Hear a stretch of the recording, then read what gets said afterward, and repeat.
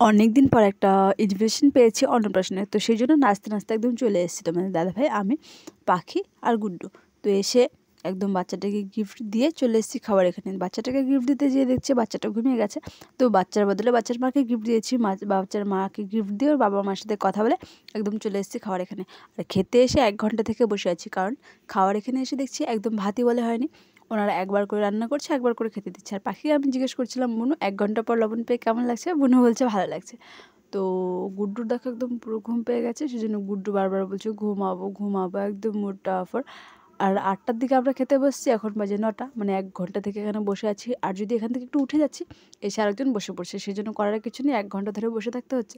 খাওয়ার জন্য কত কষ্ট, বসে থেকে এখানে একদম পুরো বোর হচ্ছি। হতে হতে দেখো লবণটা দিয়ে যাওয়ার একটু পরে দিয়ে গেল প্লেটটা দেখে তো সবার মুখে হাসি ফুটে উঠেছে, কারণ প্লেট পেয়েছি যখন ভাত নিশ্চয়ই পাবো। তো প্লেট দেওয়ার পরে এই দিয়ে গেলো বেগুনের পকোড়া একটা করে, ছোটো ছোটো একটা করে দিয়েছে। বেশি করে দিলে একটা কথা ছিল, তাই না? তো কার বাড়িতে ইনভিটেশনটা ছিল সেটাও তোমাদেরকে বলছি না, কারণ মানুষের বাড়িতে ইনভিটেশনে একটু গণ্ডগোল হতেই পারে, সেজন্য এরকম করে তার বাড়ি সম্পর্কে বলাটা ঠিক না।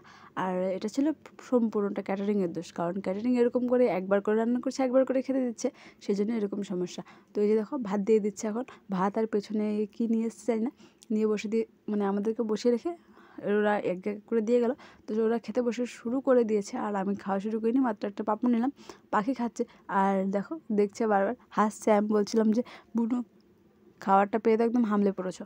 তো আমরা আর খাওয়ার সময় আর কিছু করতে পারিনি, মানে 1 ঘন্টা ওয়েট করার পরে খাওয়াটা পেয়েছি, একদম পুরো খেয়ে নিয়েছি।